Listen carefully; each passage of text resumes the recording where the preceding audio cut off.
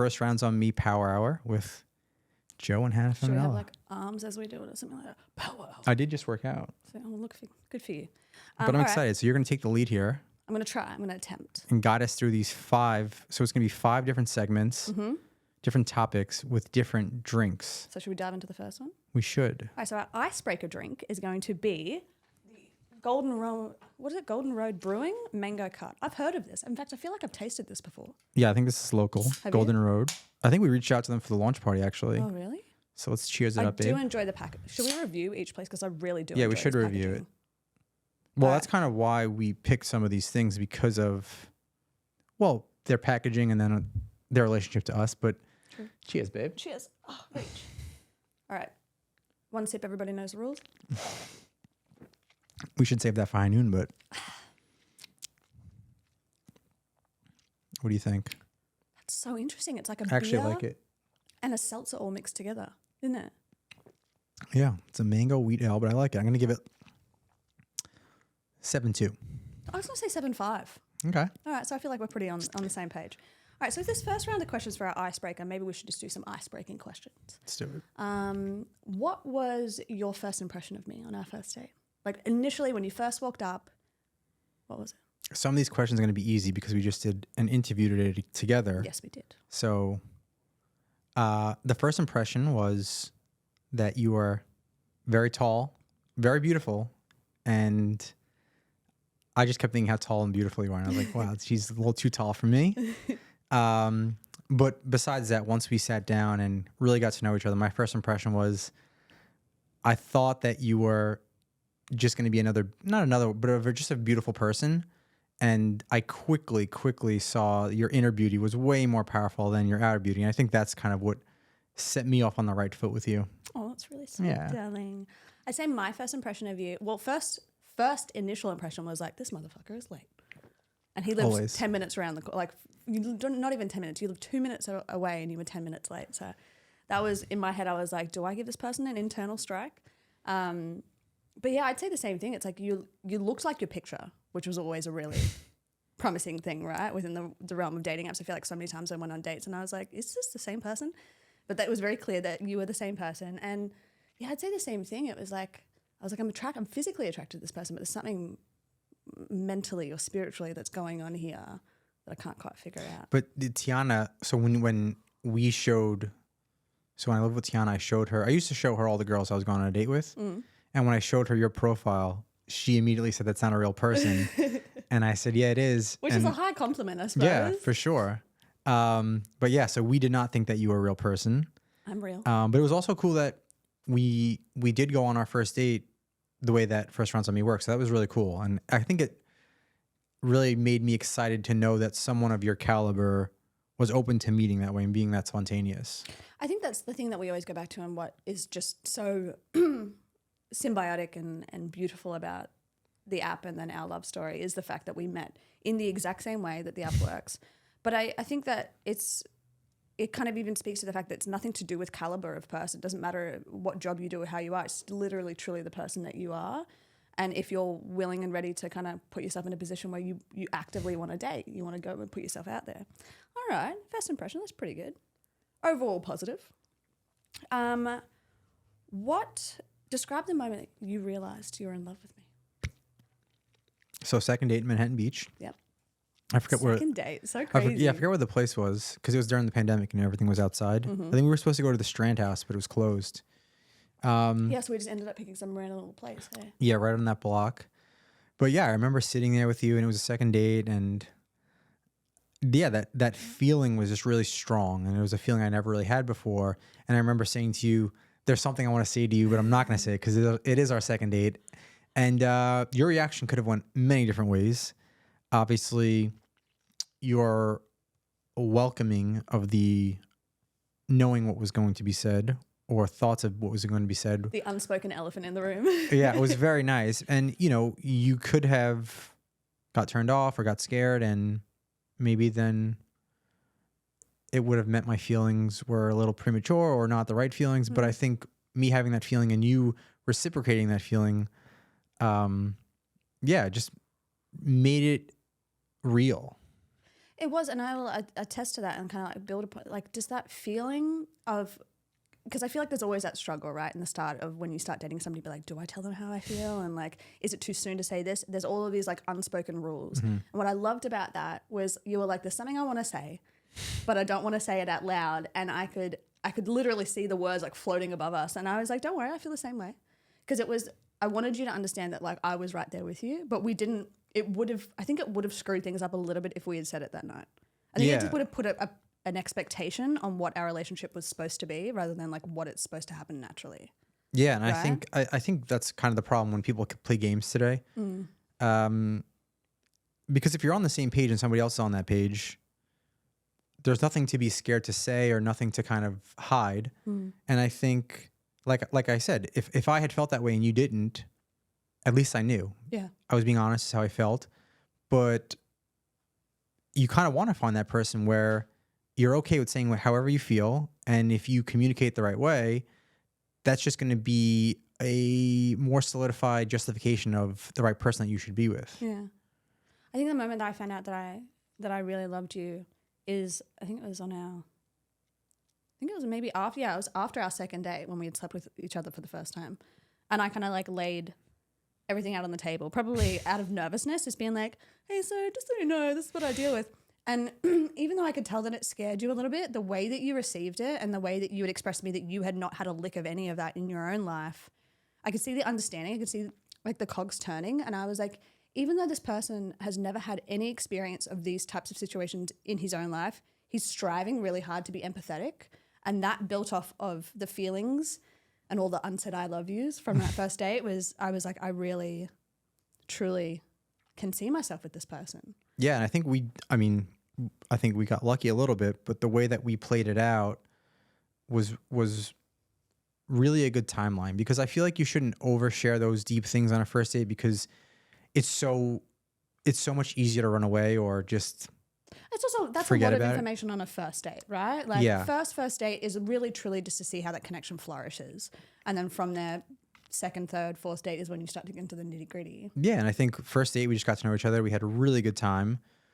Second date was, okay, we knew that there was some connection here, and then we slept together. And I think crossing each hurdle, knowing, okay, we're compatible sexually, we really get along, we really have deep feelings for each other. Let's start to dig into those deeper questions on a third date to see if we're both okay going down that serious road. And I think the first 3 dates that we went on really followed a really good path. A really good path. Excuse me. And I think it set us up for greatness, truly, just in the way that it happened. What quality do you find most attractive in me? And I'll answer it straight afterwards. Definitely how you put other people first, and directly with me, you put me first, and it's great. And sometimes I have to remind you, like, I really, really appreciate you always putting me first, and it makes me feel so loved, but you do it so much that to a fault sometimes. Yeah. I kind of have to remind you, like, okay, focus on yourself. Yeah. I know you love me and I know you really care about me, but pay attention to yourself a little bit. But it's beautiful because I get so much love from the person I love, and it kind of makes me forget about your looks in a good way, because obviously I think you're so beautiful, but the way that you treat me is just out of this world, that I'm like, oh yeah, she's also super, super attractive. So that's definitely what I really like and most attracted to about you. Thanks, babe. I say the most attractive quality, or one of the most attractive qualities, because it's really hard to pick one, is how calm you are. And it's not even just calm, like, of course you have your excitable moments, but like in the face of any kind of adversity, in the face of any kind of stress, you're always like just such a rock and so calm with it. And in the same vein, like, you're willing to spread that calmness to anybody. It doesn't matter if you've met somebody for a day, if you've known them for 10 years. I feel like in a sense you'll always treat them with the same level of care and respect, which is something that I've always admired about you. Like, it's just, you're a really solid human being. And I think that term gets thrown around a lot, but like, you're a truly, truly solid human. Yeah, thanks, babe. I think it's overall balance. And I think I definitely have my exciting moments. I definitely have my stressful moments, Your but annoying moment. yeah, but I think overall the balance of being stoic when things are the most chaotic is the most important, because if you're going to lead a company or lead a team, lead a family, you kind of have to play that even keel, the water's always calm kind of Yeah. role, because if you're a good leader and you get excited, everybody around you is going to be like, okay, this isn't good. Yeah. If you get too high, then, your team's not as motivated. If you get too low, you know, I akin it to like a duck, right? Or like a goose. It's like the fucking legs are paddling underneath. Like I know you're working all the time. I know your cogs are turning, but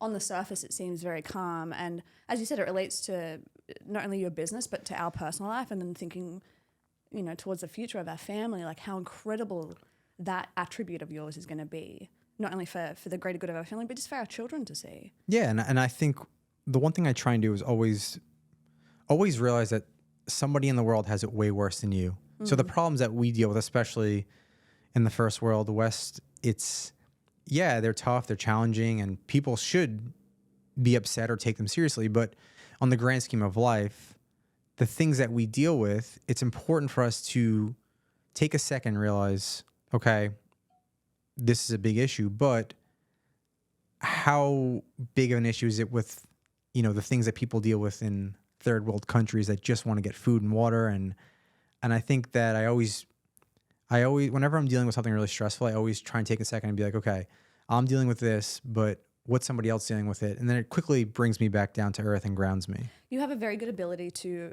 ground yourself and to come from a place of gratitude, which again, I think is just such a wonderful attribute. And I think something that we share, we've always shared that kind of common ground of being very grateful for what we have and for the people around us. So yeah. All right, Thanks, to finish babe. out this icebreaker round, what was the most memorable date night we've had in your Most mind? memorable? Yeah.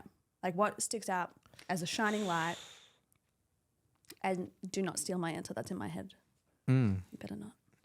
Most memorable date I know it's night. hard because there's been like some that have been memorable for just the simplicity and the joy of it, or there have been some that have been like crazy. Well, I think our trip to Coronado Island was just an overall beautiful trip, and I don't think we had like one specific date, but I think enjoying a new city with you and just really getting out of town and experiencing that was one of my favorite times. But yeah, what were you gonna say? My favorite date, and I suppose it's kind of the same thing because we stayed overnight in a hotel, was the night that you asked me to be your girlfriend. Oh, the Bel Air Hotel. Yeah, Where you? Well, we were just sitting there trying to figure out. Like we were newly together. We were together for what, like a month and a half, 2 months. That was New Year's Eve. Yeah, New Year's Eve, and we're trying to figure out what 2 to months. do for New Year's Eve. Sorry, we're trying to figure out what to do for New Year's Eve, and then we're sitting there, and you're like, "Should we book a hotel?" And I was like, "Fuck yeah!" And then you brought up the Bel Air Hotel, which I'd stayed there once before, and I knew that it was bougie as hell, and especially on New Year's Eve was going to cost an arm and a leg. But I think at that point you're still trying to really impress me, so you were like, "Screw it." Well, I think after I asked you out, I think I only asked you out because I said, "Have you stayed here before?" And you said yes. And I said, "With who?" And you said, "Blake Griffin." And I said, and I thought in my We're head, cutting that out, Joey, by the way. no, we're not. I thought in my head, how could I top this night? And I think maybe I only asked you to be my girlfriend to make it a more memorable night. And then immediately after, I was like, shit, I'm in a relationship. No, I'm just kidding. See what I have to deal with on a daily basis? In any way, that was my favorite because it was so sweet. Like we brought deli. We're in this beautiful suite and we're sitting there, and as like the clock struck 12, you just looked at me and you said, "Will you be my girlfriend?" I said, "I will be your girlfriend." And it just still to this day, like obviously just brings like an involuntary smile because it was like mixing this, like this kind of almost like childlike way of in a good way. We were drunk too. Of course. But just like in this way of being like, "Will you be my girlfriend?" And it was so sweet and so simple. And I feel like that's not something that actually happens a lot nowadays. I don't feel like that defining kind of moment happens. And I can always look back on that and be like, that's when he actually asked me. Most of it's kind of like, oh, well, I suppose we're dating now. Like, yeah, well, I think that's something so simple that goes back into the world of chivalry, where it's just taking the lead and saying, "Hey, I'm really interested in you. I really like you. Do you want to be my formal girlfriend?" And I think in today's world, everything gets kind of mixed and messed up with holding the door open, paying the check. asking to be your girlfriend. A lack of intentionality or a lack Yeah. of like purpose with what you're doing and how you're doing it. Yeah, I think those are better words than I use. Purpose and intentionality. That's good. All right, now that we broke the ice, Yes. let's Is juice it up a little bit. On the rocks? On the rocks. We're going to do on the rocks. All right. So what do we have for on the rocks? We have Juneshine, who we're very big fans of. We have done pop-ups and activations with them many times. We've got the tequila margarita. No sugar added. Love that. Oh, it's pretty. Yeah, I'm like not you said, we're usually- big fans of Juneshine. I'm not usually a massive fan. Done a few Oh, shit. pop-ups with them. Cheers, babe. Cheers, honey. Not usually a big fan of like pre-mixed margarita, but we shall see. Ready? Let's see.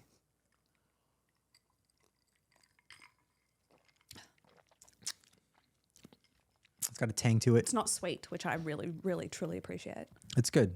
Yeah. It's a lot tartar than I thought it was going to be, which is surprising.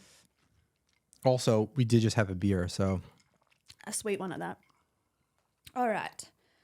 So I feel like on this segment, On the Rocks, kind of in a weird way self-explanatory of some of our like worst moments dating, whether it was like us personally or pre us getting married, obviously. So I want to ask what, I don't know if this is mean or rude, but like what was your absolute worst relationship? my absolute worst. Mm-hmm.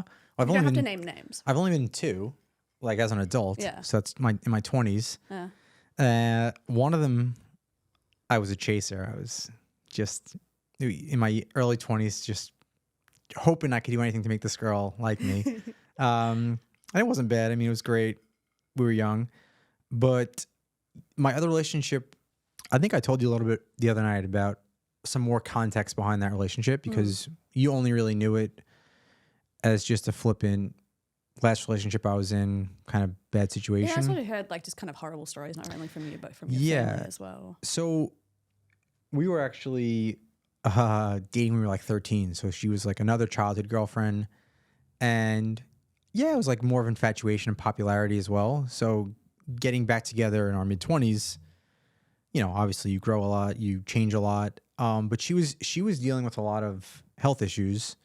And yeah, I think just being too young to know how to deal with the issues, both for herself and both for me, how to cope with it and kind of how I would get the brunt of all of her anger.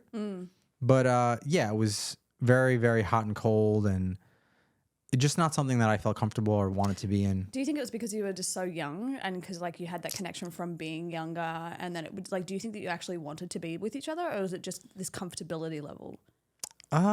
It wasn't comfortable. I think it was more. No, but like you knew each other, you know what I mean, from times of past. No, I think it was more. She was kind of popular. I thought she was cool and just tried to make it work, but no. How long did that relationship last? Like on and off for a year and a half, 2 years. Yeah. I'd say my worst relationship. I mean, I've had a lot of them. I really had a fucking stellar track record before you, just in terms of shitty partners. But I would say probably the one that did the most damage or that just felt the most chaotic was like a longer term relationship that I had. I think it was close to 3 years that we were together. And it was just this like, we were enabling each other in every single way, shape or form. Like back then I was very heavily into drugs and so was he. And we were drinking every single night and just partying to literally 6 a.m. every morning. And I noticed that within that period of time, I lost a lot of myself. I lost a lot of my own motivation to be a good person, to be, you know, my work ethic kind of went out the fucking window. And I remember breaking up with him after I came back from a job from Germany.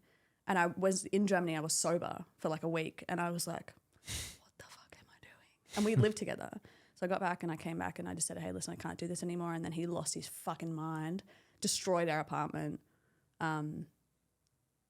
was sleeping with other chicks and like sending me photos of it. And I was just like, this is apt. And then it was at that point where I was like, what the fuck have I done? I've just wasted 3 years of my life. But as we all learn, that nothing is a waste. We learn lessons from every single relationship. But that one definitely, when people ask me the question, like, what's the worst relationship? I'm like, that one. Won't say names, but like. And now I have to pick up the pieces for all these men. He kind of does, truth be told. But, okay, in saying that, this really has nothing to do with On the Rocks, but like I feel like something that a lot of people don't give men credit for is exactly that. Like, I went through some really traumatic fucking shit with my past partners, like emotionally and physically abusive.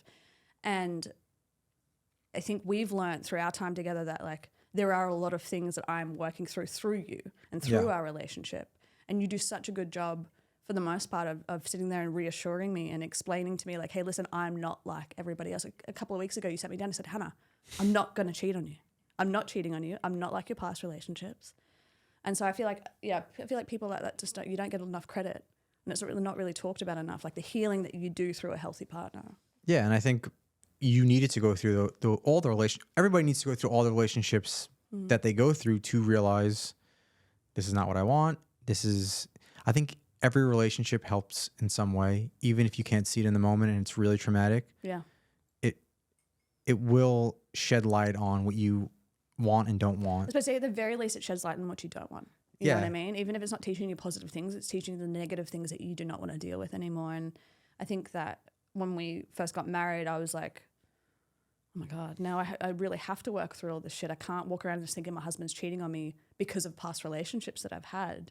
That's not fair to you. That's not fair to us. That's not fair to myself either. Yeah, and I think I was a sense of calm and security for you, and you were a sense of emotional intelligence growth for me. Like you really showed me a different light of maturity, and how you kind of really grow with somebody. And I think Jay Shetty said this on one of his podcasts where it's like, do you want to, if you see a beautiful flower, do you kind of want to just like it and cut it and like keep it? Or do you see it's got some thorns and you want it to grow into this beautiful. So I sit there and help pick off the thorns. Yeah. And I think you just had so much, you just needed love. You just needed love and water and kind of someone that you really trusted. I needed a little TLC. I really, truly did. And you gave it to me in spades. So thanks, babe. Has nothing to do with icebreaker, so on the rocks, but anyway. All right, so in the same kind of vein as worst relationship, can you share your most horrible date story or your most cringeworthy date story? Yeah. Because I think I already know it, but I want the people to know. Yeah, so I'm always, on every date, no matter what, I'm always a gentleman. Always pay, always make the woman feel valued and heard and have a good time. Right off the bat, I was catfished. So I was early actually this time. Surprise, surprise. And she walked up. It was a hot summer day. Bigger than painting a picture. Sorry. Bigger than the pictures portrayed. Okay. And I mean, listen, no fault of hers, but she had a lot of makeup that was dripping, and I was like, okay, well, this is not going to go anywhere. I can't be comfortable for her either. Jesus. Yeah, but at least let me enjoy the time that we're going to have together. Yeah. So, as you know, I like to get really deep. Not too deep, but I like to just get to know somebody and give them the freedom to express how much they want to tell me about their life. Mm-hmm. And yeah, she was a foreigner. She had just moved to California, and her journey from wherever she was in Europe to America was through sex trafficking, and the whole story was crazy. It's a lot of info. I mean, as we were just talking about earlier, there's a lot of information to get on a first date. Yeah, so I became more of a therapist at this point. So I'm just telling her, you know, like, you're worthy, you're a good person. Don't worry, you're gonna thrive.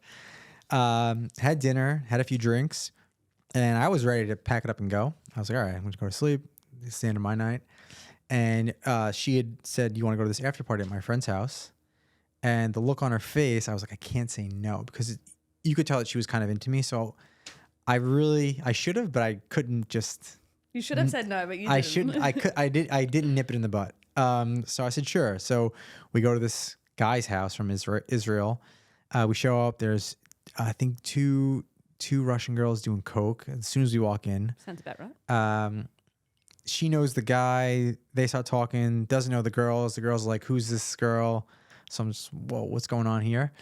So we're hanging out. She asked one of the girls for a cigarette. The girl throws the cigarettes at her. She says she threw it too hard. They start fighting. Start beefing? Yeah. So I told her, I said, listen, I think you're great. You know, night's kind of over for me. I'm going to take an Uber home. Because she was fighting with the girl, she said, "Can I come with you?" And I was like, "Oh God!" So your niceness really comes to bite so you we took an Uber together, and I said, "You know, like, where do you live?" No answer. She's now passing out in the back seat. I'm like, this is debacle. So she falls asleep in the back seat, and she's really hot. So I think she was getting sick. So I let her stay the night. Obviously, we don't do anything. And the next morning, I just wake up. My whole bed is drenched in sweat. There's makeup everywhere. So I let her, I tell her, I've got a busy day. She goes on her way, and I ended up getting COVID. She had COVID. Yeah. She had COVID, and then I think she reached out to me again. I was like, listen. What a bloody disaster. It was an interesting night, but there's no future for us. Some bad What's day yours? stories. That's fucking horrible. I mean, I feel like I've had a couple of bad dates, but like the one that always sticks out in my mind, I think I've written about it for the blog, was where I walked out in the middle of the date because this fella was... I don't believe that though. You actually, women actually walk out in the middle of the day. I don't know if women do. Hannah's But do. I hear it all the time. Yeah, but that could be hyperbole. Like, you know me, I wouldn't lie about something like that. So walk me through this. It's a first date? It's a first date. We matched on, I think, Raya or something like that, right? Okay. And I can't remember if he was like real estate or if he was in like music production or something like that. But he was like, let's go. We went somewhere near Rodeo Drive. It was very fancy. I can't even remember the name of it. And he's 15 minutes late, which is kind of what like got me my like antennas up for you. I was like, this motherfucker. And that's okay. But he pulls up and he's on his phone and he's like, let me just give you a little demonstration. He's like, Hannah? I'm like, oh yeah, whatever. I think his name is Mark. Oh yeah, hi Mark. And he was like, give me 1 second. And then goes back to this and I'm like, the fuck? And so then I'm like, okay, calm down. So it's kind of like you were his limo driver at the airport. It's kind of like I was his fucking assistant. Like I was just really perplexed by it. And then I was like, all right, in my head, strike one. I mean, strike one was basically him being 15 minutes late, but I was also like, all right, I'll give you. So those two combined, strike one. We walk into the thing. He's immediately rude to the hostess. How so? He's like, I've got a table for two. And she was like, oh, what was your name, sir? And he was like, Mark, something or other. And she's like, okay, give me 2 minutes. And he was like, no, that's not unacceptable. Like, he's like, we're already 15 minutes late. Like, why isn't the table ready? And she was like, if you give me 2 minutes, I'll get back to you. And I was like, And we get down, we sit down at the table and he's like, I'm so sorry. I've just got to finish this work email. It's all good. And I was like, okay, well, at least you apologize. But like, still hasn't made full eye contact. And it's the first date. First date. Still hasn't said more than 2 sentences to me at a time. So I'm just very perplexed and I'm starting to get pissed off as well. Do you think he was playing it as a game? I think in a way he was trying to play it cool. And then he finally looks up.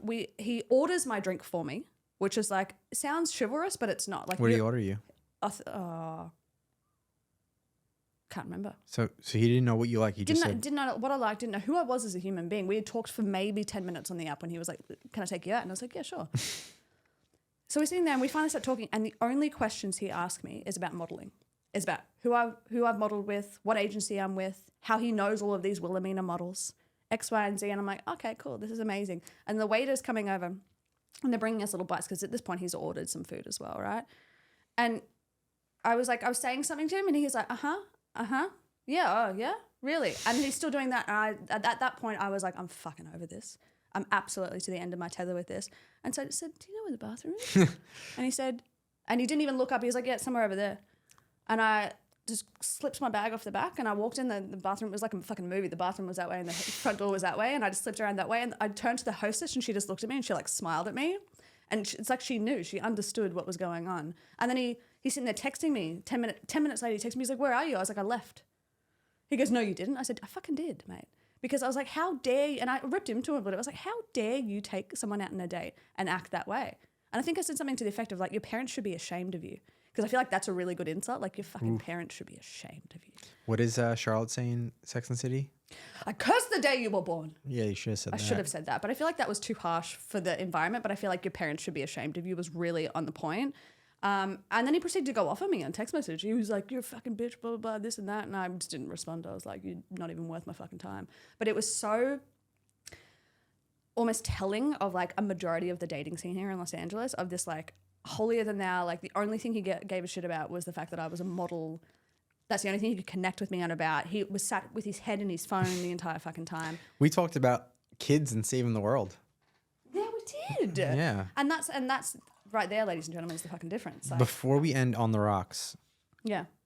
if we're ever on the rocks, who would your hall pass be? Well, we'd have to be divorced for it to happen. No, if We're we're on never the rocks. and you're like, you know what? I just need this hall pass. There's this fella named Aaron Taylor Johnson. He played John Lennon, I think, in Nowhere Boy. I've known of him as an actor for the longest time, and I feel like he's quite sexy. Yeah. So I'd do someone like him probably. Or, nah, him. How about you? I don't know. For some reason, I don't know why. Who's the woman from the Pussycat Dolls? Oh, Nicole Scherzinger. Scherzinger. I can never say her last name. Yeah, probably her. Yeah. You know what? I might even just let you do that Pass? in the marriage. I get a pass? Yeah, I might just, as long as I can watch, I'll be fine. All right. So shall we move into the next phase of life? All right. So now we've got spicy encounters, and we found the spiciest drink we possibly could, Fireball. My God, I haven't drunk Fireball in such a long time. In fact, I feel like it's illegal to drink Fireball over the age of 22. That's enough. Oh my God. Okay. So Also, how's our date going? this date, Yeah. I'd get a second date. Yeah? I'd do a second date. All right, well, we're only halfway I was through, about to say, so it's early days yet. now we're going to have some Fireball. So Fireball it can turn good or it can turn bad. So these, as the name kind of portrays, spicy encounters, these questions are going to be a little bit spicier. So feel free to drink throughout the thing, but if there is something that you do not want to answer, you have to drink. All right? Okay. Okay. What is the one sexual activity that you wouldn't consider? Like it's 100% off limits. Off limits? Yeah. Anything going in my butt. Anything going in your butt? Nothing's going in my butt. Not even like a little... Yeah, no, I mean like... But like anything physical, like a dildo or something. Yeah, like I would say, how much, is this an inch? Half an inch is the most. So like you could... Like a little finger's okay. Yeah. That actually feels good. We should do more of that. Okay, I'm down. But that's yeah, it? I would say I don't want any... You don't want to be penetrated. No, That's what not you're at trying all. to explain to me. I say anything to do, like I know it's people's fantasy, like golden shower, but like something about peeing on somebody else just feels very rotten to me. Along the same, I mean, like I know that pooping is also kind of like within that realm as well. But is any kind of bodily fluids But I feel going like that's a onto me? safe bet. What do you mean? No, because think about how kinky I am. And if I'm saying that that's the one, like that's the one thing, like butt stuff, great. BDSM, great. Peeing, no. Not even in the shower. I mean, maybe if you really truly wanted to do it, I'd try it in the shower, but like... I feel like you would do it if I feel like you would do anything I wanted, but I think you'd be more questioning who I am as a person if I did that. If you came, we'd have to have a long conversation and be like, why do you want to pee on me? Like, what is the purpose of peeing on me? How does it turn you on? And how can I be turned on I feel like in the process? I mean, listen, to each his own, It's but gross. there has to be some deeper psychology behind doing that to somebody. Oh, of course it is. It was like it's kind of, I think it's along the same lines as like BDSM. It's like a little bit of degradation that turns somebody on, or like someone being lower than them. What's your favorite sexual position? You know, I'm kind of boring with that stuff, but doggy style. You love a good doggy style. Love it, yeah. Absolutely love it. Oh, You have really nice legs. thanks, babe. Listen, I really like being on top. You know that. It's enjoyable for me to ride. I feel like, this is terrible. Oh, it's horrible. I did the exact same face. I feel like This is why it's illegal after that. laying on our sides is your favorite now. That is really my favorite because I feel like it's like a lazy version of doggy style. Truth be told, it's rough. Hey, that's why we chose. I it haven't for had this probably in 10 years. As I said, I think it should be illegal. What was your first kiss like? How old were you? Go. First kiss, I was 5. 5 years old? Yeah, my first girlfriend, Sarah Armenia.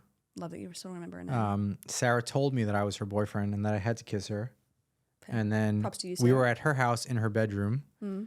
Her mom called my mom and said, I just want you to know that Joseph is now dating Sarah. They're smooching. And they were all for it. And Sarah turned out to be, I don't know which order it was, a doctor and then a stripper. Yeah, so Not she a went, stripper to a doctor. I don't know. She went to Juilliard. She was like super smart, was like the best violinist in New York. Also was a vegetarian in grammar school. So really an anomaly in the Staten Island world. Truly. But yeah, I think she became a stripper. She became a stripper, paid for her med school stripping. And So I impressive. think she's a doctor now. Yeah. All the power to you, babe. All the power to you. I think I was like 7 or 8. in primary school? Boy or girl? Boy. I mean, I don't know. You go I know. back and forth. That's true. A boy. And his name was Brock. I remember that. That's a cool name. He wasn't a cool dude. And I just remember like him with us going behind the trees, like at the very back of the schoolyard. And he kissed me and it was so sloppy and so fucking wet and gross. It like turned me off kissing until I became a bit more of an adult. Ugh, ugh. Well, how old were you when you lost virginity? I was the summer going to senior year. So how old is that in America? So that's 17. I was 17 too. Yeah, I remember like it was yesterday. So me and Vin Mormando, we went down to Wildwood for the... Vin that I know. No, you never met this Vin. We went down to Wildwood with some older friends down there. And I met this girl, and she was probably 18 or 19. She was a lot bigger than me. And she really liked me. And we fooled around a little bit. And she said, you know, she wanted me to stay the night. But I couldn't stay the night. So we went back to Staten Island. And the next day, I told Vin, I said, let's drive to Wildwood. Because how far away is that from? It's 2.5 hours. Oh, shit. That's commitment. Yeah, and Vin was a good friend. So we drove 2.5 hours in my truck. We picked her up. So I had only met her for like a couple of seconds before I left Wildwood the first time. I pick her up in the truck. And I think it was pretty quick. We drive into a parking lot, and I think we both knew like why I was going down there. I think we had texted like, let's sleep with each other. Wait. Your first time having sex was in the parking lot. Yeah. In the back of a car. We drove into a parking lot. Obviously, Vin was in the car, so I was like, get out. So Vin was sitting on the back bumper. Her and I went into the back seat. And it was a good old 2 minutes. He was peeking in watching.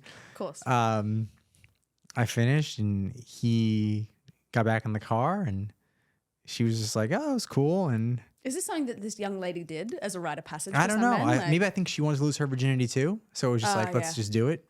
Got back in the car. I think he ended up kissing her because she thought he was hot too. And I think we dropped her off and she said, oh, that was great. And we went back home and I lost my virginity. Mate, the late teens are just such a fucking wild and chaotic space to be in. Like, yeah. I mean, shit. I hope I didn't do anything inappropriate, but I think we just both wanted to lose our virginity and we just did it. It seems very consensual and copacetic. It's just more so like a gross. You lost your virginity, like not very romantic in any way, shape, or form. And then my second time was with a 40-year-old. Yeah. Oh my God. It's like gasoline. Yeah. A 40-year-old. Interesting. What about you? I lost my virginity to a girl. In Europe, right? In Europe, yeah. I was in my first trip to Paris, and when I say virgin, I was like painfully a virgin. I grew up very sheltered, so like the most that I kind of knew about sex or sexuality was kissing and smooching. And so to be able to like be shoved out into this big bad world where like, I mean, the fashion industry in Paris where it's like sexuality is at such a high. And I remember like I think my mother for the longest time, she was like, are you a lesbian? And I was like, I don't think so.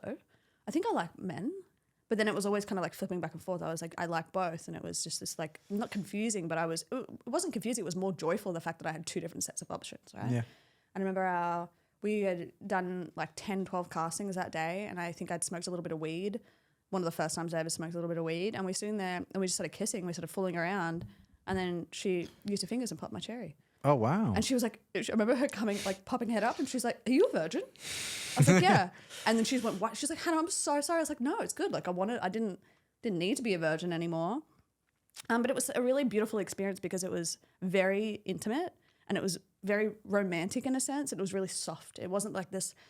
I hear from a lot of women where like my first time was awful because the fella was too hard or too rough or didn't know what he was doing.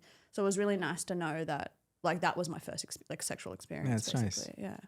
Not like you boning in the back of a car. Damn. Have you ever had a threesome? No, I tried really hard one time, but no, nice. I mean, I don't think that door is closed, but no, I tried. It was always a dream of mine. It just didn't work out. Listen, we had these two girls in high school that had a threesome with a friend of mine, And obviously after that went out, everybody tried to get in on the fun. With the same two chicks? Well, these two chicks had a threesome with this one guy. Yeah, so then every other guy was like... Yeah. And I think I tried to individually hook up with one of them. And I hooked up with him. And then I said, oh, why don't we hang out with so-and-so? And obviously she said, you're an asshole.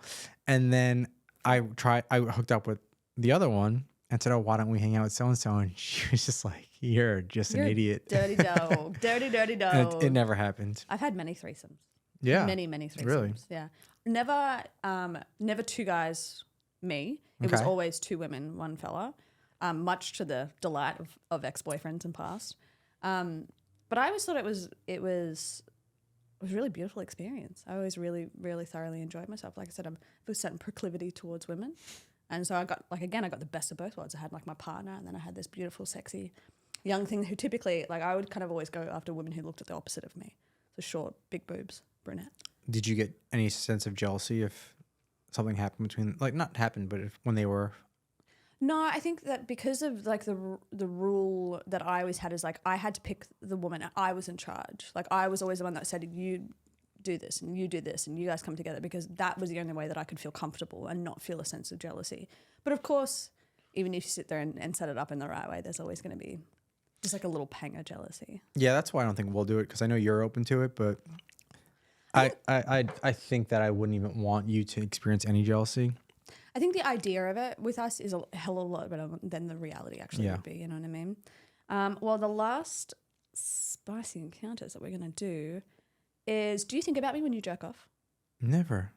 How fucking rude is that? Never. Am I the only one that thinks that rude? Like, I mean, I'm sure I have to talk to different men to be able to figure it out. 90% of men will say...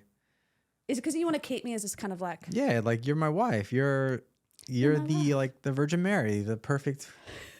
person. You don't want to think about me in such a smutty the things way. I do in my mind, jerking off, I would never want to degrade you like that.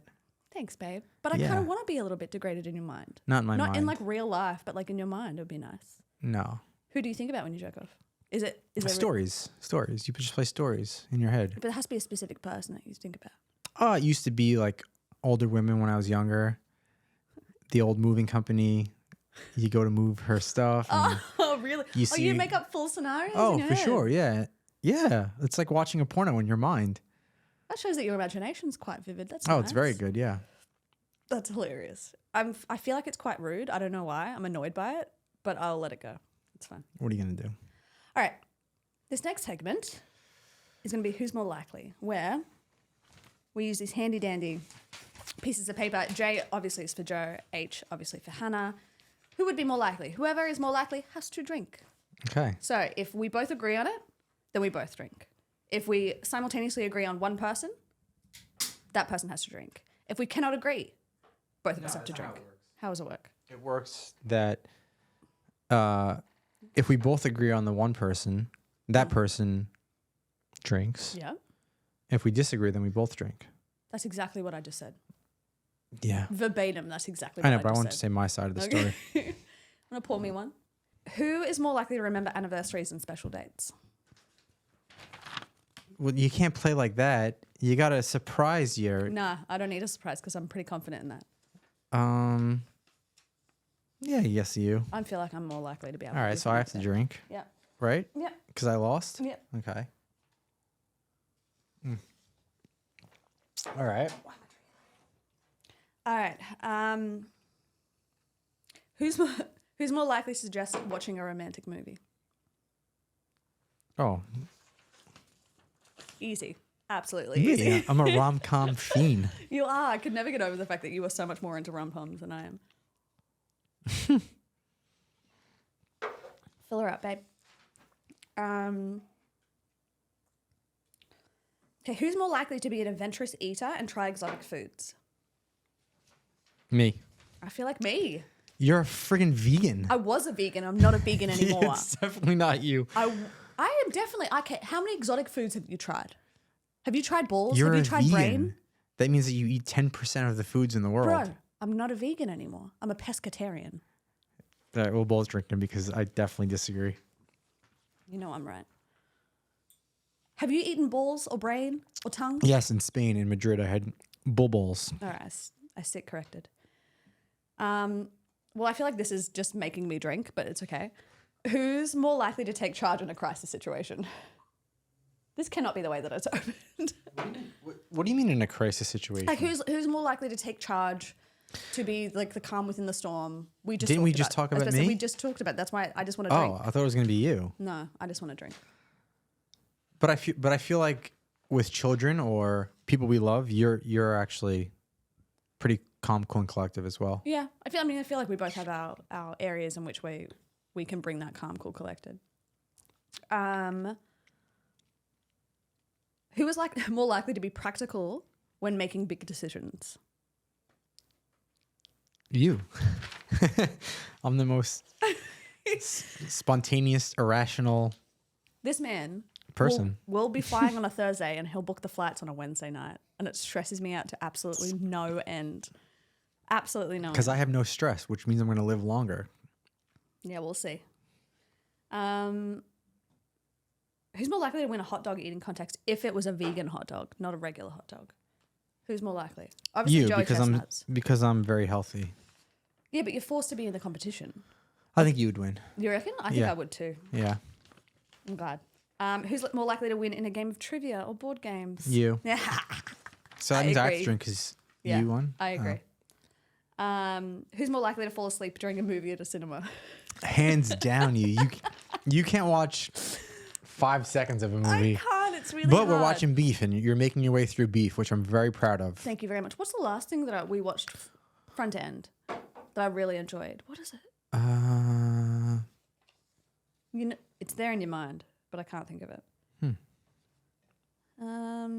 Who's more likely to initiate a spontaneous road trip? I thought you were going to say spontaneous sex. That would be you. Spontaneous sex would be me. Road trip, Probably me. probably you. I'd Yeah. say so. Showing the people. I won't take two more in here. Who's more likely to be caught in a deep conversation with a stranger? I feel like this one is difficult because we're both a bit of a chatty Cathy. No, if it's stranger, I would say you. Yeah. I'll probably be caught in a deep conversation with somebody who I kind of know. No, I feel like but we're at a bar. Like if we're just going out for a casual drink, you're the person that would be like, oh, I just met so and so, and then you'll bring over like a couple of people, and then Yeah, but you're the kind of person that is talking to a homeless guy for 5 hours, and I'm just like, that's true. what are you doing? And you said, oh, he's a good guy. I talk to him every day. I'm like, all right. Damn, baby, just need a little bit of conversation. You kind of answered this before, but like, who's more likely to experiment with new positions and techniques in the bedroom? Anything sex is all you.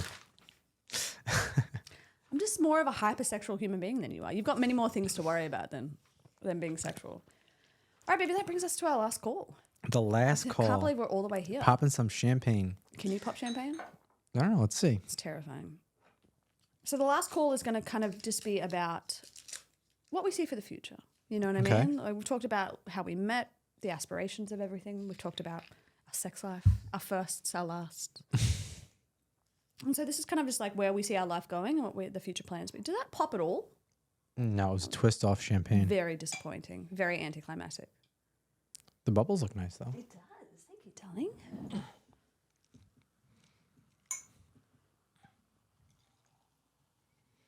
We kind of even, this first question, we kind of Cheers, even, babe. Cheers, my darling. We can't even touch this again. We touched on this with the interview with your amazing team members, which, speaking of, we should have some of them on the podcast, like Liv and Justin. Yeah, shout out to my team members. We love you so much. Liv, Justin, Kat, Joey. The amount core. of stress that you take off his shoulders is Seriously. immeasurable. And I can thank you for that as well because it takes stress off my shoulders. So we talked about this a little bit earlier, but like how do you foresee us, considering that we're in the first year of marriage, how do you foresee us keeping like the spark alive within our marriage as the years go by? Yeah, I mean, I think our spark is on fire now because I like to think of our journey as like the bottom of a hill, and we're really laying a lot of foundation down. Like maybe we're not where we want to be monetarily or freedom of movement with your visa issues, but we're laying such a good foundation that our life's just going to get better and easier each year. So I just see us really, right now it's a time for us to focus on building that foundation, building the company, building our relationship from an emotional standpoint, from a security standpoint. And then each year, just give ourselves the freedom to really do what we want in life for our careers and have excess money to do that. And then to just enjoy each other's company a little bit more. Obviously, my time is really wrapped up with the app. You help with the app so much. But I feel like each year that we do it, it's going to get easier and easier. I agree. And I think that what you said, it's like, I mean, people always say that the first year of marriage is the hardest, right? For a multitude of different reasons. And I feel like we've really had the book thrown at us in a lot of different regards. But even within that, we are building such a good foundation. And I think this, you spoke on it earlier with your team, it's like just appreciating each other, even in the smallest things, right? Just turning to you and going, I really appreciate you doing that. That in a sense keeps that spark alive. It keeps like the flow of energy between us really positive. And so no matter if we do go through hardships or we're going through moments of conflict, it's like we know that base level of appreciation, we know that foundation is incredibly solid. But also just to kind of continuously date each other as well. Like I feel like we're always trying to find different ways just to, whether it be going to Dave and Buster's and doing something weird and goofy like that, or just spending like a Sunday afternoon at the beach watching Deli run around like a fucking idiot on the beach. It's just little moments like that where I could feel that we're still dating each other, and I think that's what keeps the spark alive. Yeah, I was gonna say that. I think Ryan Reynolds and Blake Lively said, you know, how are they thriving X amount of years into their marriage with kids? And I think Ryan Reynolds said, we're still dating each other. And I think that's the simplest, easiest, best answer is just always date the person that you're in love with. Yeah, and I feel like a lot of cliches are cliches for a reason, right? Or as corny as they sound, they're corny for a fucking reason. And it's true, you can never stop dating your partner. You can't, just because you've got them locked and loaded doesn't mean that you can all of a sudden just treat them in a different way. You still got to appreciate, still got to love, still got to want to take them out. Yeah, you write me really, really beautiful cards that are really well thought out to show your appreciation for me. And I've been trying to do a better job of anytime that you do anything for me, no matter how small or big it is, just let you know how important it was to me. You do a very good job at that, but you show me that you appreciate me in a lot of different ways as well. You're a good husband. How do you maintain and how do you plan to kind of maintain a healthy work-life balance? Because obviously the app takes up such a massive amount of your time. And I feel like you already do a pretty good job at figuring out that fine line, but like how do you kind of foresee that going in the future? Yeah, so I mean, right now it takes up a lot of my time, but I think we've had a few conversations around that issue, and I really try and make Saturday and Sunday no work at all. And you kind of allow me from Monday to Friday to do whatever I have to do. Obviously, I have teams in Europe and in Asia and Pakistan. Yeah, the phone never stops. But I think having an understanding of throughout the week, my time is going to be all over the place. The weekend, it's going to be solely dedicated to you. And then I personally really try and do a good job of carving out little pockets in my day to go to the gym, to go on a hike, to pay attention to you, because I could see when my gaps are going to open. And you just do a great job of allowing me to do what I need to do and be present when I need to be present. I think we have a really beautiful open line of communication when it comes to that, because I think we both, not to say that there wasn't growing pains when I first moved back here and we were going through all of that, but just the understanding that like what you're doing is so 1 in a fucking billion, and it takes a 1 in a billion type of effort and energy to be able to do so. And so for us to be able to figure out a way that still allows us to build the foundation that we're building and still allows us to spend quality time with each other, but also allows you as a human being, as an individual, to be able to go and do the things that you need to do to be able to clear your head, make yourself feel happy, fill yourself up, combined with work, I think we've got a really good balance at the moment. Yeah, and I think you said it perfectly. You never know how many chances like this you're going to get in life, so you want to do everything you can to make it work. And I think that you giving me the space to do that is great, because the last thing I want to do is say I have regret because I didn't try hard enough or didn't put enough hours in, and I never got this opportunity again. And I think us as a team really allows me to do that. Yeah, I think we both sat there and said we never want to look back in this moment with any regrets. Yeah. I think we both came to the general consensus that we'd both rather overly work and find time for us to be able to connect with each other in those pockets, and then later on down the road. I mean, that's part of the reason why we didn't have a honeymoon. Yeah. You know what I mean? It's just to go, all right, so we've got this moment in time right now to capitalize on the momentum of how First Friends and Me is growing. Yeah, and I think Alex Hormozy him and his wife did the same thing. And I think it just shows that you're aligned with your partner and that you and your partner are in it for the bigger picture. And I think on our wedding day, you were the most amazing bride because we got married. I went to work and just used it as a normal work day. And obviously the weekend was coming, so we had time to hang out once work was over. But yeah, there's no time to waste with these opportunities. And if your partner sees that and is fully on your team and wants you to thrive, they don't care about little things like that because we both know how we feel inside about each other. Yeah, I mean, like that's not to say that like there wasn't a little part of me that was like, I really want my husband with me on the day that we get married. But it's like you move past any of these like tiny little feelings and you look at the bigger feelings. You look at the bigger picture, and it's just that consistent thing with us all of the time is the bigger picture. Yeah. What do we both believe actually are the most important values and principles that guide our decisions and our life in the future? Let me wait for Oscar. Still rolling. This is horrible. This is I like this. Do you like it? I don't like it. Yeah, I would say the mango, the high noon, and this would be third. Tell you what, that mango one's actually doing me well. Read the question again, please, babe. I will read the question again, babe. I said, well, kind of obviously because we're married, we have to have some kind of mutual guiding principles. But like, what do you believe are the most important values and principles that will guide our decisions in the future? Every decision I make, I just want it to be a righteous decision. I was telling Sunil this the other day because we were talking about the business, and I said, I want to go to sleep at night knowing that I'm a good person and I make good decisions for my family and for my business.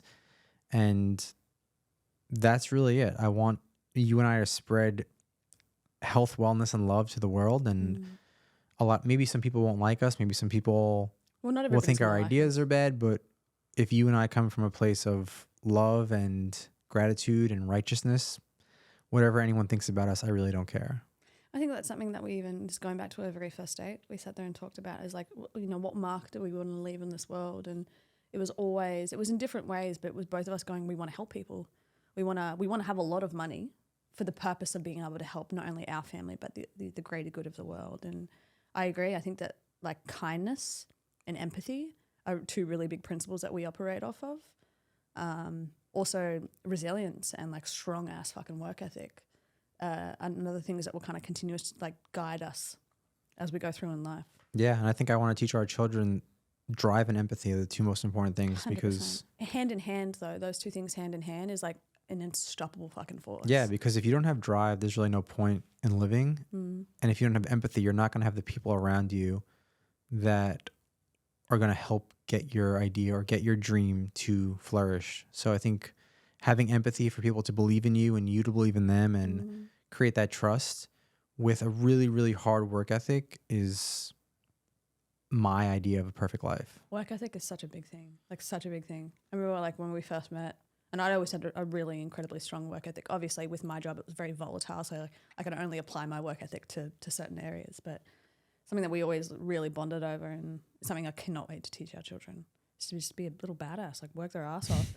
Not overexert themselves in any way, shape, or form, but like go after what they want with passion and vigor and determination, and know that they have a family behind them, supporting them. All right, 2 more questions, and I think we're about done for the day. What do you think will be the key to a happy and fulfilling life together? Like, what do you think the key is, bar what we just kind of touched on, in our own personal life? What do you think is going to be like the key to us being happy and fulfilled? Yeah, I think just championing each decision that we make, because the decisions that we make are going to be, like we said earlier, righteous, good decisions. And I think when we are old on rocking chairs, we're going to look back and say, we gave life our all. And that's all you could do, because listen, you need some breaks, you need some luck, but you don't need anything to give it your all. And we both do that, both from a personal and work standpoint, and I hope to do that with our family. And I think if you do that when it's your time to go, there's nothing else you can really do, and you just control how much you put into this world. And if you give it your all and put everything into this world, you lived a good life.